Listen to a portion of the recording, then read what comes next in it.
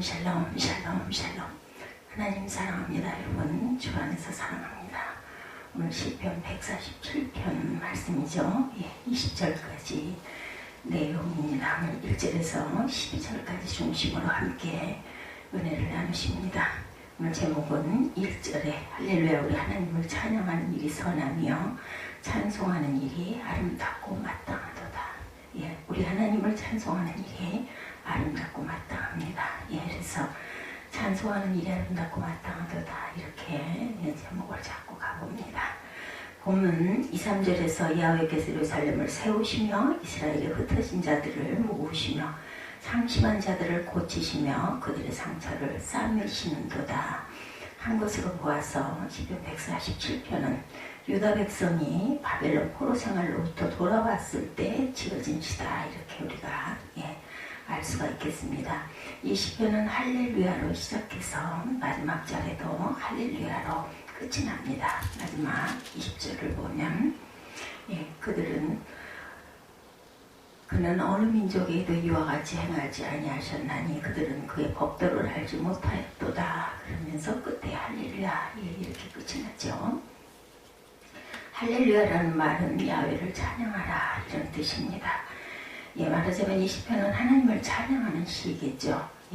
1절에서도 우리 하나님을 찬양하는 일이 선하며 찬송하는 일이 아름답고 마땅하다 이렇게 말씀하셨어요.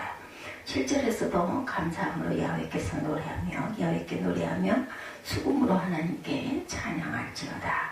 12절에도 예루살렘과 야훼를 찬송할지어다. 시온 안에 하나님을 찬양할지어다. 단지 하나님을 찬양할 뿐 아니라 하나님을 찬양해야 할 것을 강조하고 있습니다. 하나님을 찬양하는 것은 선하고 아름답고 마땅한 일이라는 것이죠. 이 시편은 온통 왜 하나님을 찬양해야 하는지 그 이유로 가득 차 있습니다. 이 시편 147편의 기자가 내세우는 하나님 찬양의 첫 번째 이유는 치유와 회복 곧 구원을 말합니다. 시인은 가장 최근에 일어난 큰 사건 속에서 경험한 하나님을 먼저 생각합니다.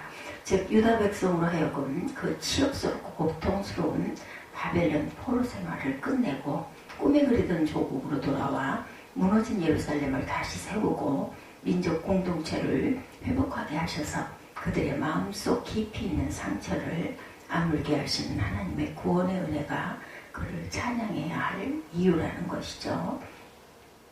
하나님을 찬양해야 할 두 번째 이유는 그는 전지전능하신 분이다. 하나님을 찬양하기 마땅한 분이고 또한 전지전능하신 하나님이기 때문입니다. 5절에 우리 주는 위대하시며 그 능력이 많으시며 그 지혜가 무궁하시도다.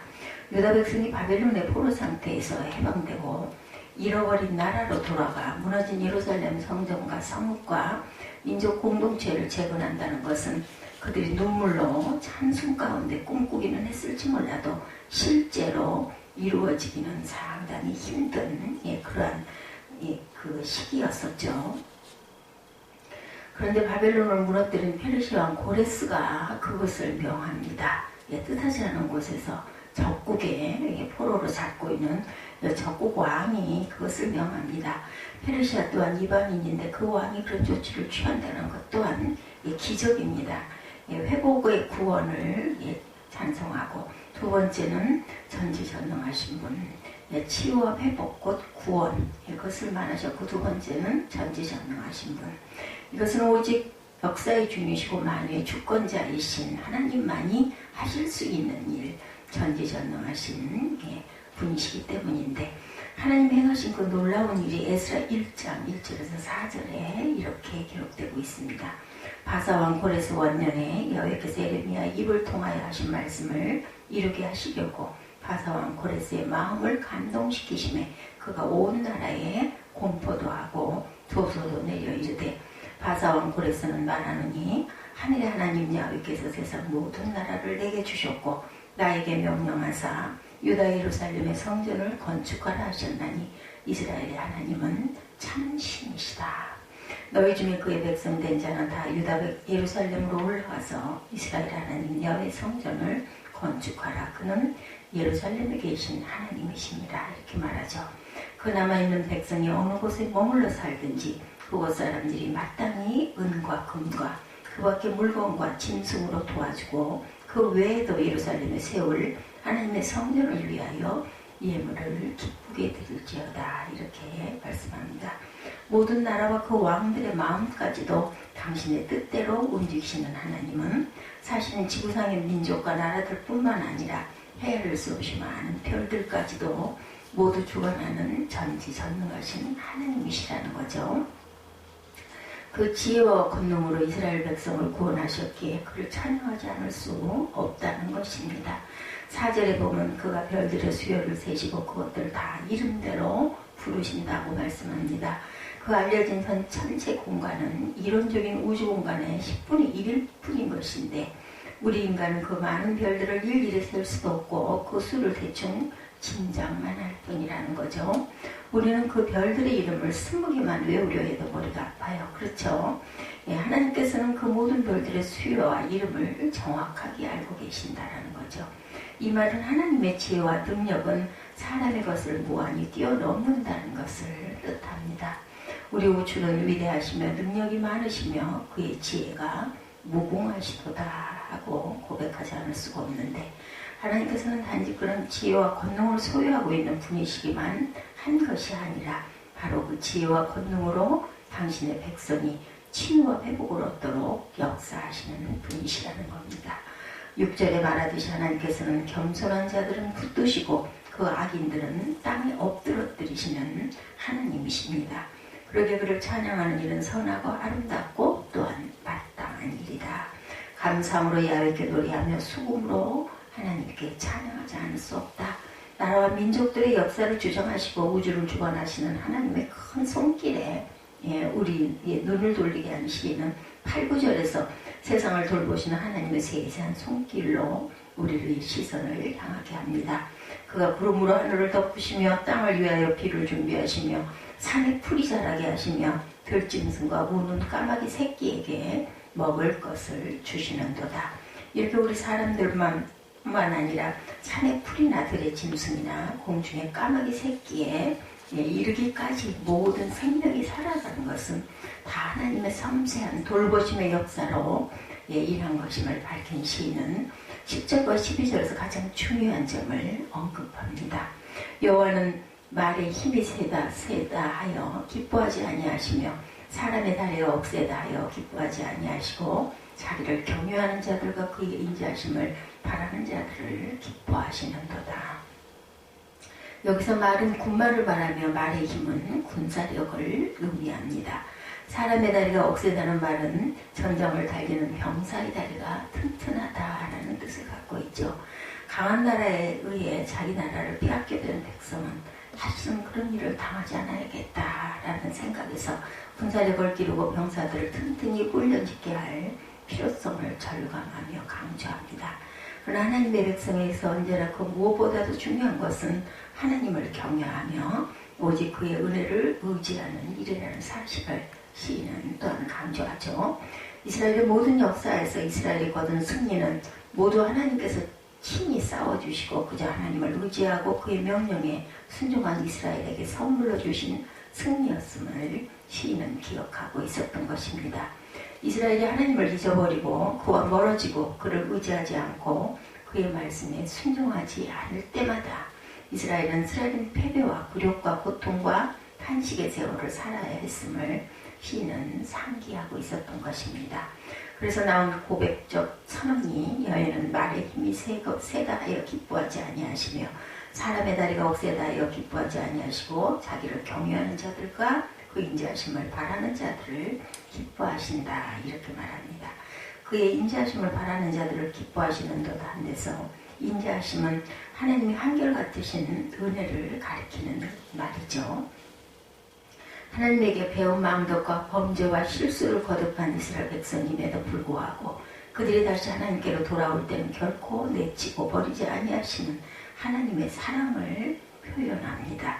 나라를 빼앗기고 이방 나라에 끌려가 우욕과 불중의 역사를 경험한 유다 백성이 이제 해방과 국토의 회복을 얻고 새롭게 다짐해야 할 것은 바로 하나님께서 하신 그 은혜를 우리가 감사하며 기뻐해야 되겠다라고 말하고 있죠. 흰색 말을 가지고 군사들의 달을 억세가하는 일이 아니라 하나님을 경외하고 인자하심을 바라는 것이다. 시인은 이렇게 외칩니다. 그것이 하나님께서 기뻐하실 일이라고 가르친 거죠.